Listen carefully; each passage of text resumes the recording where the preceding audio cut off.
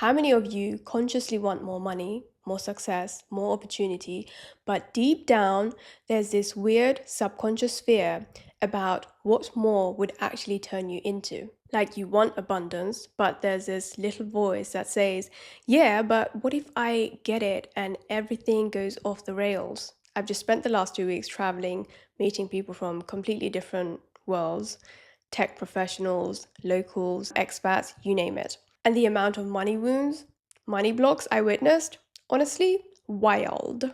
People don't even realize they are walking around with subconscious blocks like they are carrying emotional luggage and emotional baggage from 1998. So I met this one guy, works at a big tech company, good salary, good life, all the perks, but he feels dissatisfied because he feels like he's hit his ceiling, no more room to grow.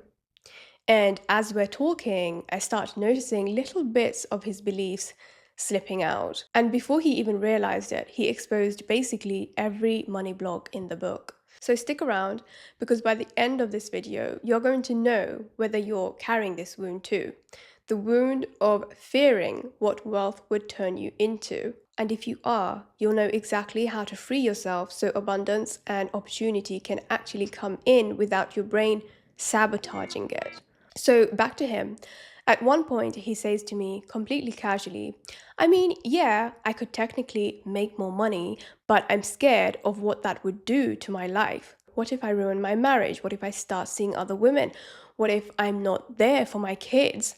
What if I become someone I don't recognize? I just stared at him like, did you hear yourself?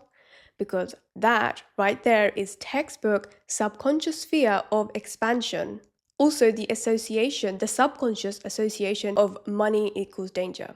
A lot of people think they are scared of being broke. No, a lot of people are terrified of what abundance will activate in them. Fear of losing control, fear of temptation, fear of making the wrong decision, fear that wealth will make them arrogant or morally bankrupt, spiritually bankrupt, fear that they'll outgrow their relationships, fear that everyone will suddenly judge them, they won't be relatable, fear of pressure, expectations, responsibility, loss of belonging, fear of becoming the villain in their own story.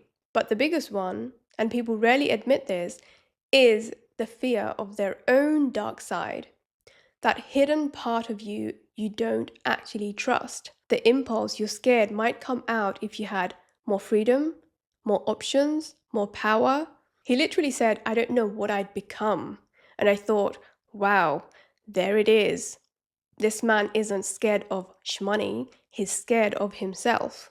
And it got deeper, because later he tells me something else. Another block. My parents always told me that having a job is enough. Just get a stable job, don't ask for too much, that's all you need for a good life. And that's when everything clicked. People aren't just afraid of money because of morality or temptation. People are afraid of money because it would mean leaving the script their parents handed them. Most of us are still living inside the paradigm we were raised in, and we never question it. If your parents were satisfied with just enough, your nervous system thinks that's the safest lane to stay in. If your parents lived modestly, you subconsciously fear going beyond that because it feels like you're betraying them. A lot of people are not comfortable with transcending their family. If your family prioritizes being humble, quiet, obedient, wealth feels like rebellion, like you're going too far, like you become someone they don't recognize. So this guy wasn't just scared of cheating on his wife, and he wasn't just scared of losing control and destroying his nuclear family. He was scared of outgrowing the identity his parents gave him. And so many of you watching are stuck in the same invisible cage. We were talking and he literally pauses, looks at me and goes, I feel like I'm in therapy right now. And I wasn't even trying to therapize him. He just hit his cognitive dissonance limit because someone finally pointed out the bullshit he's been repeating in his own head for decades. People want more money, but they've never interrogated the subconscious terror attached to becoming someone bigger than the family system they were born into. And I know some of you are probably thinking the same thing he did. If I expand, who will I become? If I step into wealth, will I still be me? Will I still belong to the people I love? Will they resent me, judge me? Will I resent myself? Will I lose myself? Will I be relatable? People don't fear money. People fear expansion because expansion forces you into a new self-concept, a new identity, a new version of you. And that version is unfamiliar, which the nervous system reads as danger, danger, danger. So let me ask you a few questions and be brutally honest with yourself when you answer them. What did your parents teach you about ambition? Who did you fear becoming if you get wealthy? Which identity are you secretly loyal to? And is that loyalty worth the cost of your potential? Now let's talk about the solution, because if this wound is sitting inside you, deep in your subconscious, you're not going to manifest diddly squat except more confusion and self-sabotage. Remember, this is impacting you on a subconscious level. If you fear what money will turn you into, you're not scared of money. You're scared of your shadow. When someone says, I'm scared I'll cheat, I'm scared I'll become arrogant, I'm scared I'll lose myself, I'm scared I'll become greedy, what they are actually saying is, there are parts of me I've never met, parts of me I don't trust, parts of me I've shoved into the basement and locked the door. It's your shadow. This is why shadow integration is so important. Money doesn't create a dark side. Money magnifies the dark side you have ignored. It is your responsibility to integrate your shadow. Money is an amplifier.